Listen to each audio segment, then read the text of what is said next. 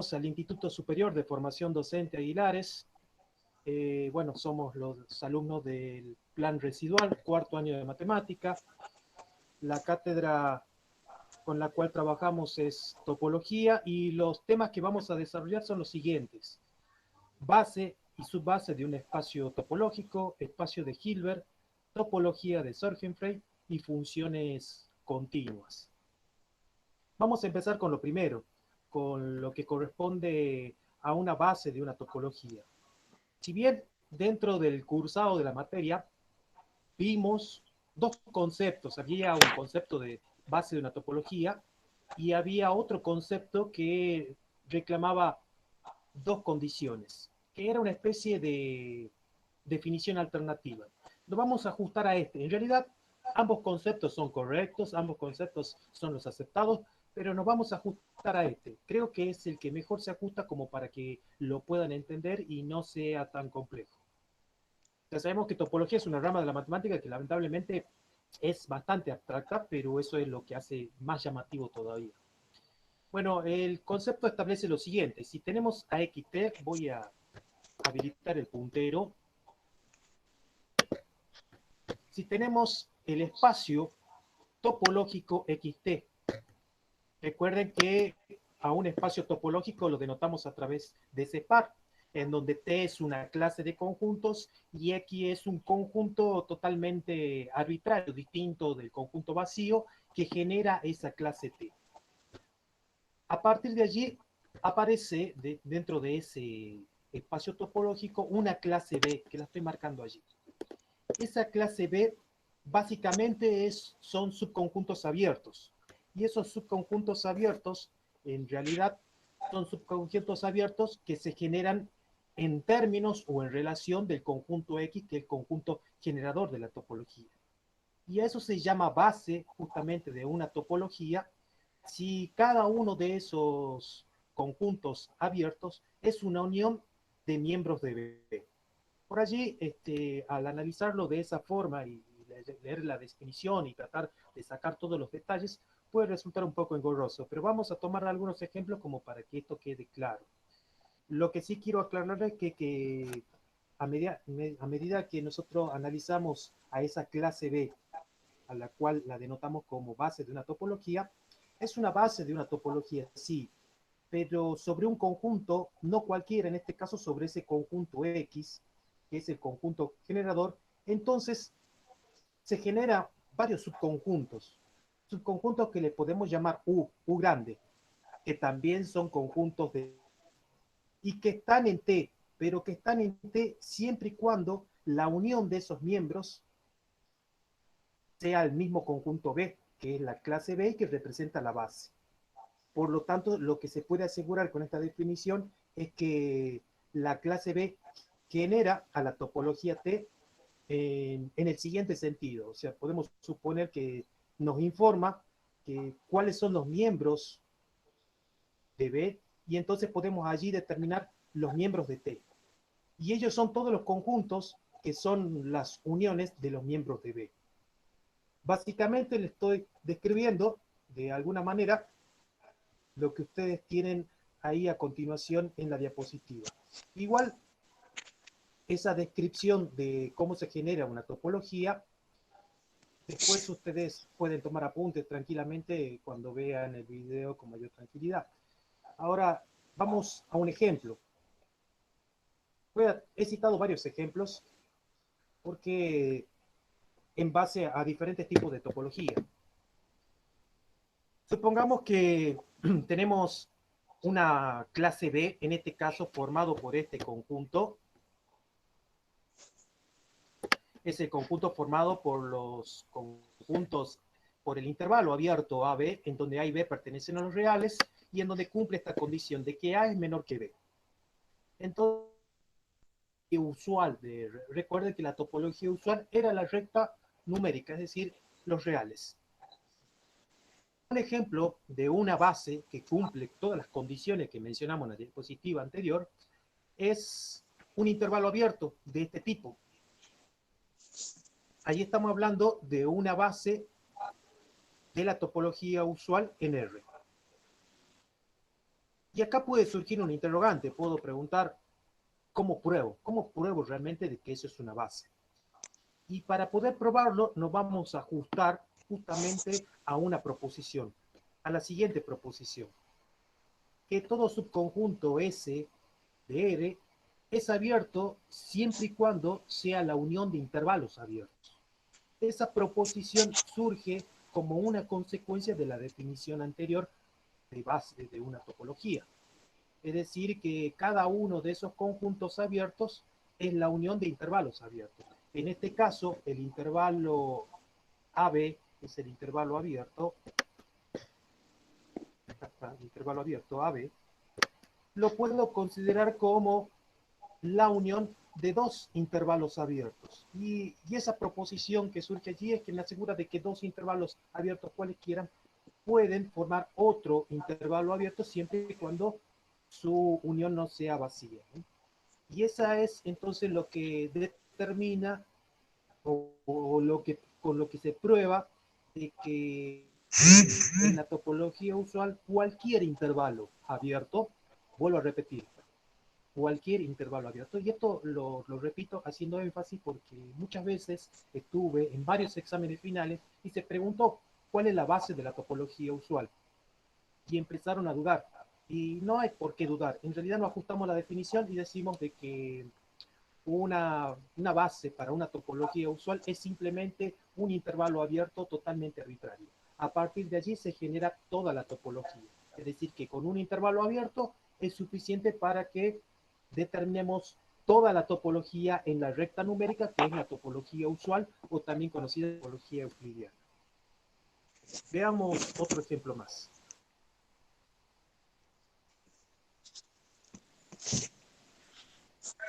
Profe, Ahora, disculpe. supongamos, sí, Yo lo estoy viendo, usted no estoy viendo ningún video. perdón, no te escucho con dificultad. Que yo lo estoy viendo a usted, no estoy viendo ningún video, ningún ejemplo, algo en la pantalla. Y soy la única persona que no está viendo, los demás están viendo. Si soy la única persona que no está viendo. Yo sí estoy viendo el video, profe. Yo también. Ah, bueno, si lo está Vos viendo, Lourdes, decís entonces que no. significa Yo de también. que Yo también. debe tener algún error de conexión. Ya me fijo. Sí. Sí, Voy a pedir, por favor, que lo apague al micrófono. Ahí está. Bueno, vamos a continuar entonces. Eh, Otro de los ejemplos correspondiente a una base de una topología, pero este es un ejemplo con respecto a una topología usual en R2. Acá vamos a observar que a diferencia de lo anterior, tenemos un XY que pertenece a R2, en donde justamente X representa el eje o valores que oscilan entre A y B para el eje de abscisas. E Y representa un valor que oscila entre C y D para el eje de ordenada. Y el producto cartesiano de esos dos intervalos abiertos que pertenecen a dos ejes totalmente ortogonales generan una base de una topología usual. ¿Pero dónde la genera? La genera en R2. Por lo tanto, su representación gráfica sería de esta forma. Normalmente en topología, cada vez que se trabaja en topología usual, en R2 se determina a la base de una topología en R2 como un rectángulo abierto. Así como hablamos de un intervalo abierto como la base de una topología usual en R1, en R2 estamos hablando de un conjunto abierto que en este caso es un rectángulo abierto. Suele suceder que en muchas bibliografías se utiliza también un círculo abierto, es decir, no está definido en sus contornos, y ese es el concepto de bola, el mismo concepto cuando vamos bola abierta dentro del límite, pasa exactamente lo mismo. Y después la generalización para dimensiones más altas, por supuesto. Y de ahí surge justamente todo el rigor. Es por eso que le digo de que la topología en realidad surge en base al rigor propuesto al análisis matemático. Veamos qué sucede ahora, en este caso, es lo que mencionaba recién, de que cuando n es igual a 2, estamos hablando bidimensional, esto vendría a ser también una base. ¿Cuál es la representación gráfica de una topología usual en R2? Podría ser una pregunta. Puede ser un rectángulo abierto o puede ser un círculo abierto. ¿Y cuál sería la representación gráfica de una topología usual en R3? Entonces ahí estamos hablando de una bola abierta.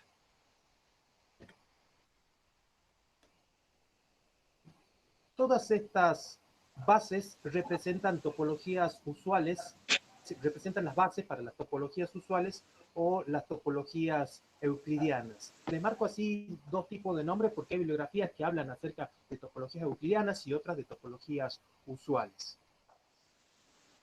Veamos otros ejemplos más.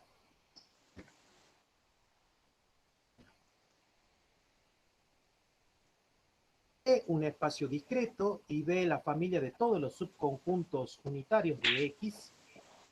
Si B es el conjunto formado elementos de X, donde se verifica que X pertenece a un X grande, acá quiero marcar algo.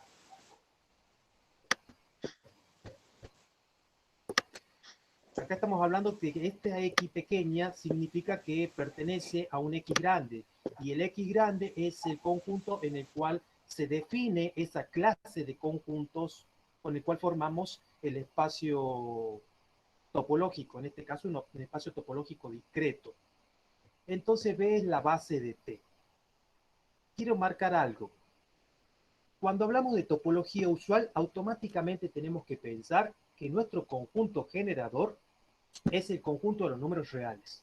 Cuando hablamos de una topología definida en términos discretos, significa de que estamos hablando de una topología que toma como conjunto puntos, en este caso puntos abstractos que le llamamos A, B, C, D. En este caso decimos X chica que pertenece a un X grande, bueno, esos X chicas representa justamente ese A, B, C y D. Es decir, no son para nada iguales entre esa X que es más pequeña que la otra X. Marcar porque a veces entra en confusión y como que no se entiende cómo esta X pertenece a esta X, pero que no son la misma cosa. No, no son la misma cosa. X es un conjunto formado por todos los X pequeños, que en este caso están generalizados para A, B, C, D, E, cuando tratamos de particularizarlo en este caso. Bueno, por definición de topología discreta, podemos utilizar lo siguiente. Vamos a tomar un conjunto X formado por A, B, C, D, E, F. Este es el X grande. Y estos que estamos marcando acá, A, B, C, D y F, serían los X pequeñas que pertenecen a ese X grande. Bueno, a partir de allí podemos tener una topología, en este caso una clase T, porque recuerden que el par ordenado XT es el que forma el espacio topológico, y a partir de allí formar una base. ¿Cómo la vamos a formar la base? Y bueno, la base va a estar formada por los siguientes conjuntos. ¿Y cómo comprobamos de qué es una base? Podría preguntarse. Bueno, vamos a preguntarnos, o vamos a responder a esa pregunta, mejor dicho, a partir de dos opciones. La primera es que B, esa clase B, debe estar incluida. Acá me salió T1, pero es T, de la clase T. Debe estar incluido en T. De hecho, nosotros si observamos, a ver, tengo acá. Si observo, A está incluido dentro de X. Bueno, en realidad CD y el otro conjunto B, C, D, E, F están incluidos dentro de X, pero también podría decir que A está incluido dentro de A y todo conjunto está incluido dentro de sí mismo. Entonces, cumple la primera condición. La segunda condición sería entonces de que cada miembro de T puede ser expresado como unión de miembros de B. Recuerden que esa es la condición que impone la definición de base. La voy a remarcar acá. Cada miembro de T debe ser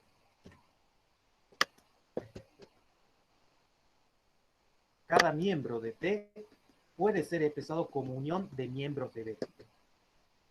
Bueno, voy a elegir, por ejemplo, lo voy a señalar con esta flecha.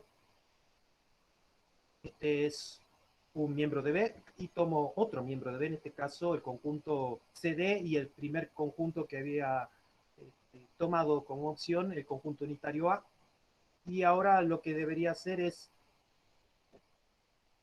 ver qué sucede cuando unimos esos conjuntos. Van a observar de que si unimos el conjunto A, ese conjunto unitario que tomamos al principio de esta clase B, unido al conjunto CD, cuando unimos obtenemos el conjunto ACD. Y ACD, si observamos,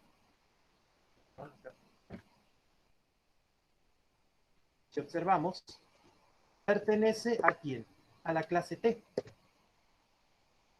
Y así podríamos ir probando con cada uno. Es decir, cada uno de los miembros, por ejemplo, si tomara el conjunto, a ver, BCDF. BCDF lo podría unir incluso con un conjunto que no necesariamente sea disyunto, podría unirlo con el vacío, y si lo unimos con el vacío, bueno, es el mismo conjunto, por lo tanto también pertenece en este caso a la clase T, y así probar con cada uno de ellos. Por lo tanto, podemos asegurar de que esta clase B es una topología de este espacio topológico. Profe, una pregunta. ¿Sí o sí tengo que unirlos a todos? Para probarlo, sí. Sí o sí a todos. Para probarlo, sí, para esta topología discreta, Sí. tengo que tomar cada uno de los elementos de B De los elementos. y así lo probamos. Ah, bien. Claro, para probarlo, sí. Yo pensaba que eran algunos. A manera de ejemplo. Claro, sí, sí, quedan algunos más para que ustedes lo sigan uniendo. Ah, bien, gracias. Algo que importante, y se los remarqué acá, pueden existir en realidad muchas bases diferentes. Es decir, esta no es la única base, podemos preguntarnos, ¿esta es la única base para este espacio topológico? No necesariamente. Pueden existir muchas bases diferentes para la misma topología. Y se los remarco allí porque por allí puede ser una pregunta de examen. ¿Esa es la única base que puede tener ese espacio topológico? No, puede tener muchas bases ese espacio topológico. Esta es la que conozco, pero puedo intentar generar otra.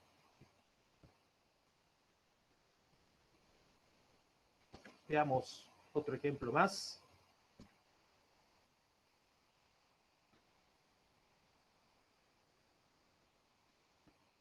Bueno, sea el conjunto X formado por ABC y sea la base, vean que acá tenemos un conjunto generador, tenemos la base, entonces debemos probar de que B no es base de ni X. Entonces, suponemos acá que tenemos una base topológica como la que estamos marcando allí en la pantalla, en donde está en realidad formada por todas las uniones. Se van a observar de que esta clase T está formada por todas las uniones del conjunto B. ¿Qué significa? De que he tomado, por ejemplo, A y el conjunto unitario A y el conjunto unitario C, cuando lo unimos, lo que vamos a obtener es AC, que está acá, dentro de la clase T. Si tomo BC y lo unimos con AB, estos dos, lo que vamos a obtener es ABC. Y ABC no es otra cosa que X, que lo tenemos acá. Es decir, que esta topología está creada o inducida a través de la unión de todos los elementos de la clase de B.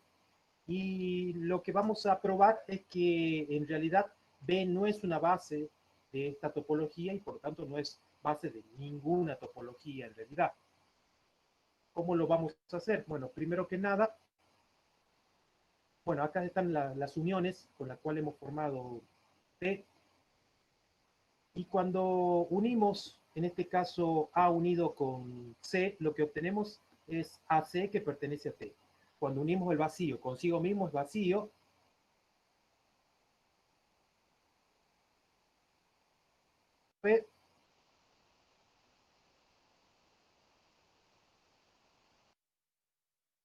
mismo conjunto unitario A, lo mismo sucede con C. Bueno, eso pasa con...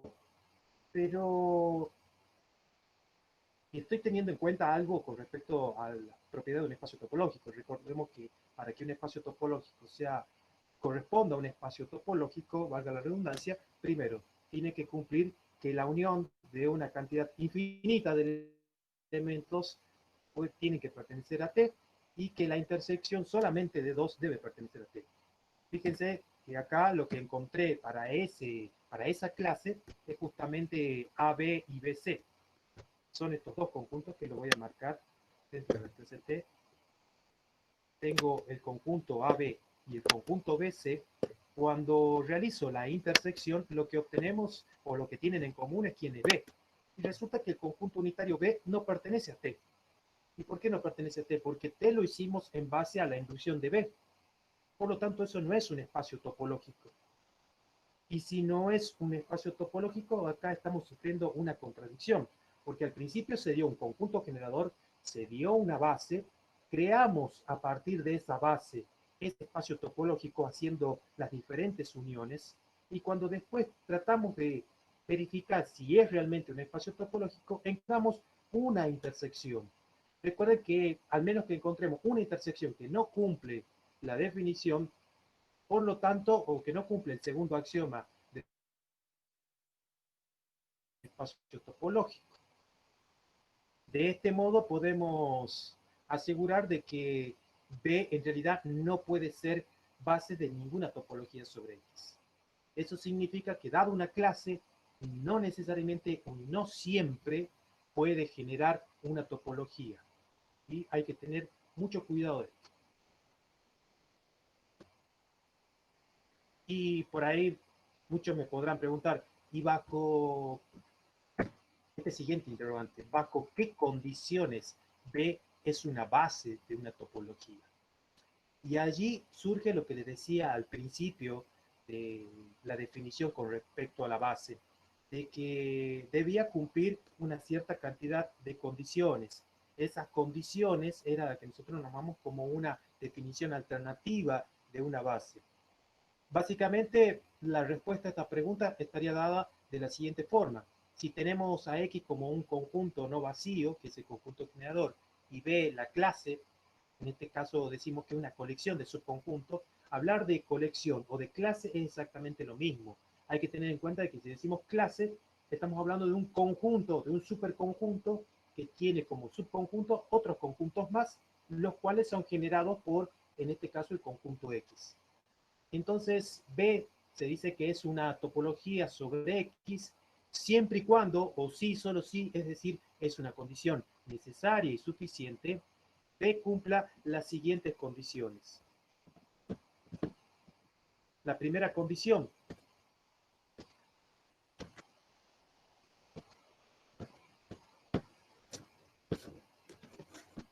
es que en realidad los elementos de X sufran a través de la unión de los elementos a los cuales llamamos conjuntos abiertos, generen los elementos mismos o miembros de B.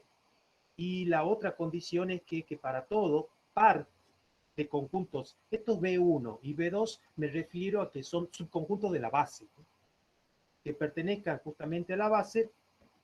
Este conjunto denominado como intersección de miembros de B debe ser un miembro de B, y es lo que marcamos en la diapositiva anterior. Cuando tomamos dos elementos, hicimos la intersección y encontramos justamente el conjunto unitario B.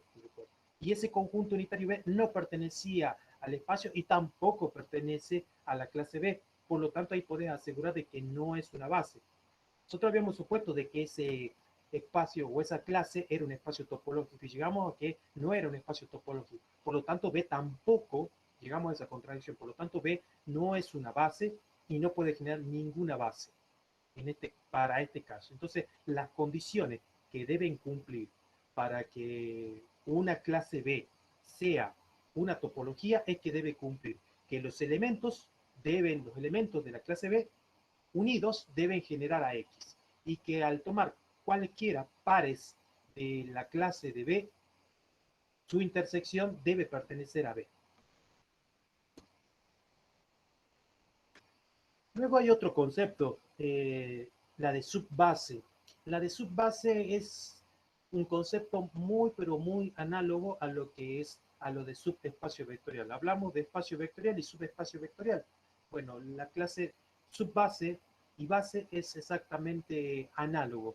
Quiere decir que es una base, es decir, cada vez que tenemos una base, la base en sí es un espacio topológico. Y un subconjunto que genera esa base, a la cual le llamamos subbase, también es un espacio topológico.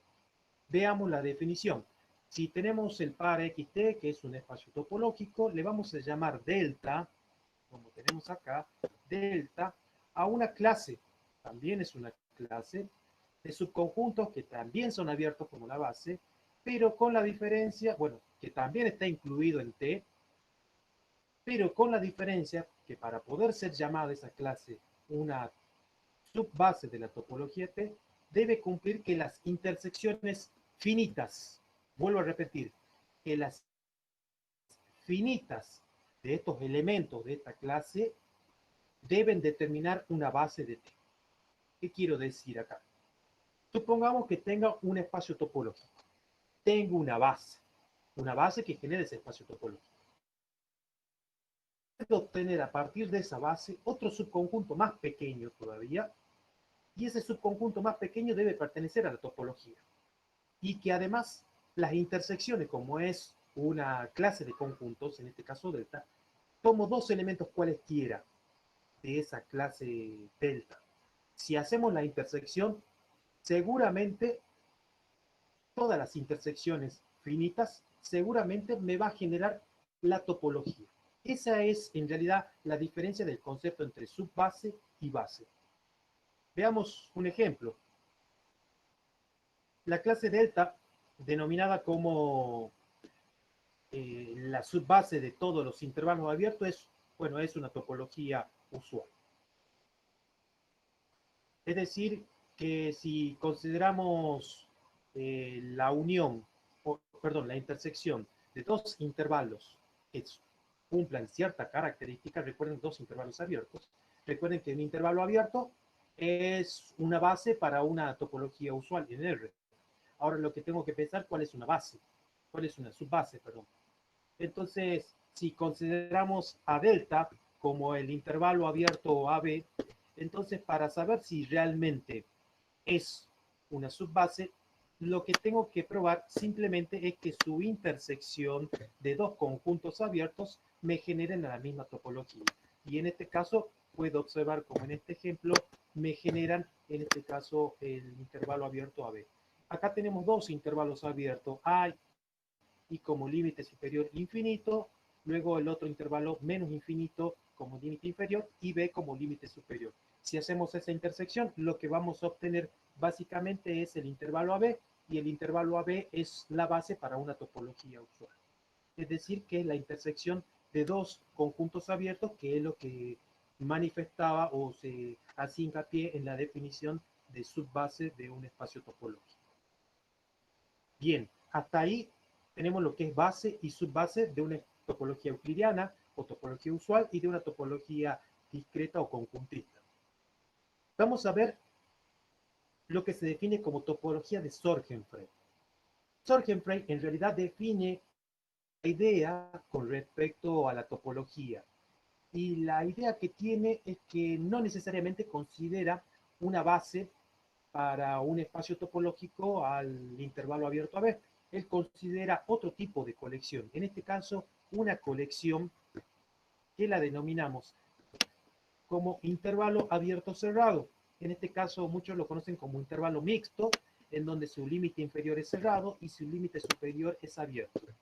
Conjuntistamente se define de la siguiente manera, como la estamos marcando allí en la diapositiva.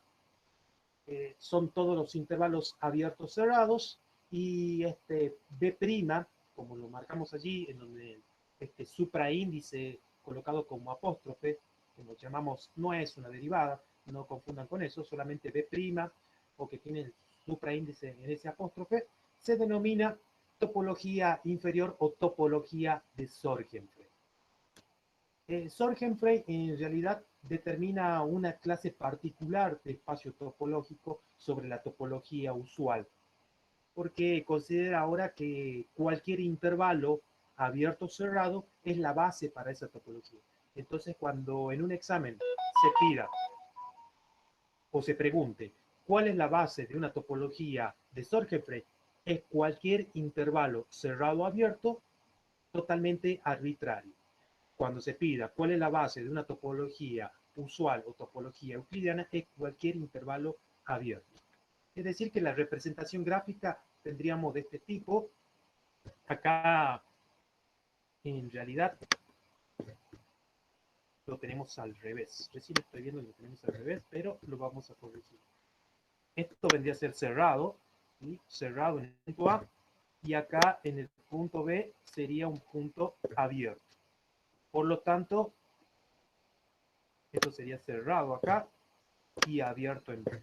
Y habría que cambiarlo un poquito para que sea o coincida con la definición de la topología de Sorgenfrey. Y justo este ejemplo por ahí fue un poquito desacertado, más que nada la imagen. Pero si estuvieron prestando atención, van a ver, observar claramente el error, solamente debemos modificar. Sin embargo, quiero marcarle algo antes de que pasemos a la otra diapositiva. La topología de Sorgenfrey está definida de esa forma. Hay bibliografías que definen la topología de Sorgenfrey al revés. No cambia absolutamente nada. Es decir, cumple todas las condiciones. Eso es, cambia justamente por el hecho de que cuando estudiamos este objeto abstracto, en realidad, si cumple las ciertas cantidades de definiciones necesarias para que califique de acuerdo a la definición, entonces son aceptados. No es que la topología de Sorgenfrey solamente se define así de esta forma, sino porque podemos cambiarla. ¿Sí?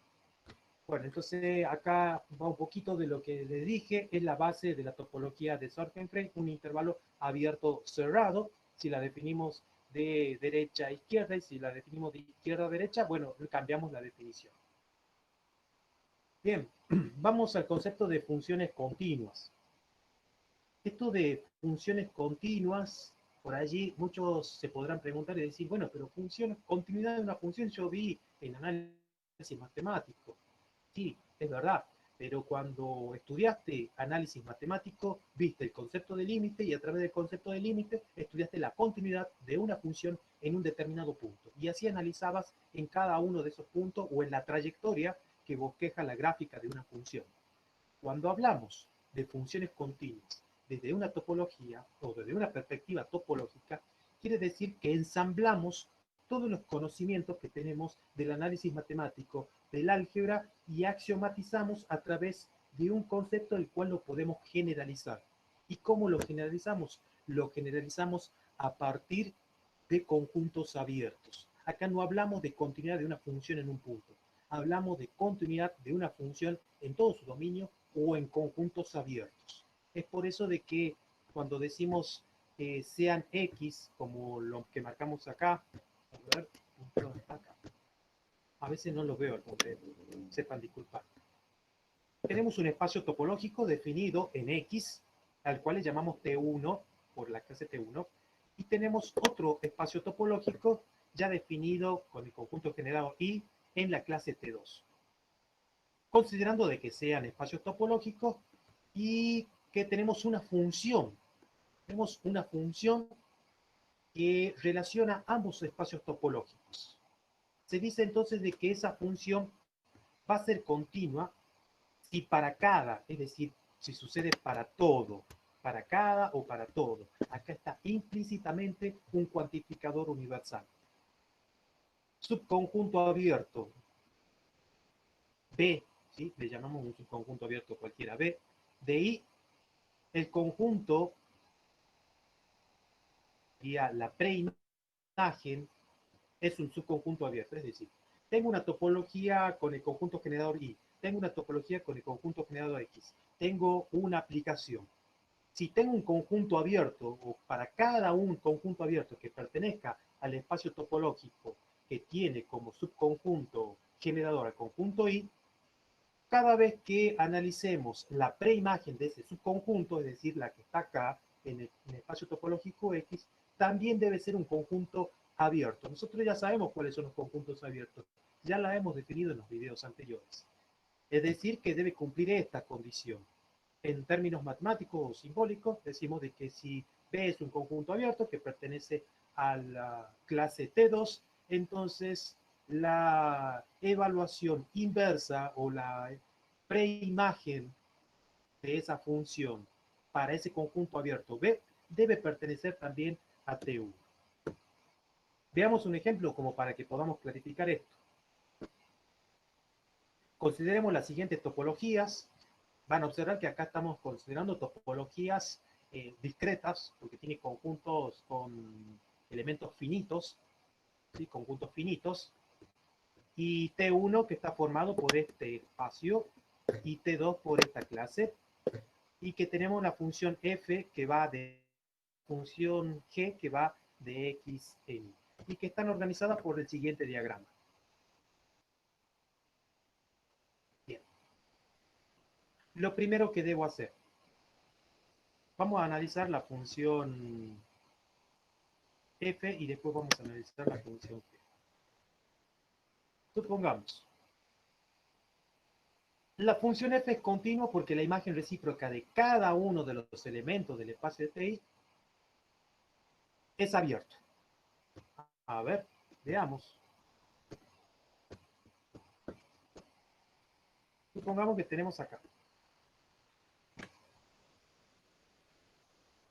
Voy a ver dónde tengo el cursor acá. Supongamos que analizamos, estamos en la función f, es decir, la voy a remarcar acá, la función f. Observo los elementos que están en el conjunto de llegada, ¿sí? En el conjunto de llegada, en este caso, el elemento x y el elemento y, que lo he remarcado. Esos elementos. Bien, ese sería el conjunto abierto B que tomaría. Ahora, lo que debo hacer es analizar en su preimagen. Su preimagen solamente está relacionada o en función básicamente del punto A, que lo estamos remarcando acá. Quiere decir que el conjunto abierto A que hemos encontrado, debemos verificar si pertenece de hecho a T1, a la clase T1. Entonces vamos a T1, que lo tenemos acá arriba, y observamos que sí, lo tenemos acá, al conjunto unitario A. Por lo tanto, es lo que hemos colocado simbólicamente en esta expresión que la estoy remarcando. Quiere decir que cuando hemos encontrado la preimagen del conjunto abierto XY, obtenemos el conjunto unitario A que pertenece a la clase T1. Perfecto, pero eso sucede para 1, porque he analizado solamente 1. Bien, eso es porque se me ocurrió analizar para XY, que XY de hecho pertenece a la clase T2. Ahora podría analizar para otro. Podría analizar, por ejemplo, solamente para el conjunto X, y el conjunto unitario X, que lo tengo acá. Entonces voy al conjunto X en la función f y veo que su correspondiente, de hecho no hay ninguna flecha que vaya hacia X. ¿Qué significa? Que su preimagen es ¿quién? Es vacío, no tiene preimagen. Y vacío pertenece a T1. De hecho, cada clase T1 se define a través del vacío y X, que era el primer axioma de un espacio topológico. Veamos otro ejemplo más. Analicemos ahora para IZW. ¿Dónde está IZW? IZW. IZW, bueno, observamos acá en el diagrama. Para I tiene una preimagen A. Z tiene dos preimagen, pero se toma siempre la primera, en este caso A, porque de B se va hacia Z y después cuando continúa en ese orden decimos de D va hacia Z, es decir, Z tiene una preimagen B o tiene una preimagen B. Entonces, tomamos solamente B y después W tiene una preimagen C. Quiere decir entonces que la evaluación de la función f de las preimágenes estaría dada por los elementos ABC. Y ahora solamente debería verificar que ese conjunto ABC pertenezca a T1.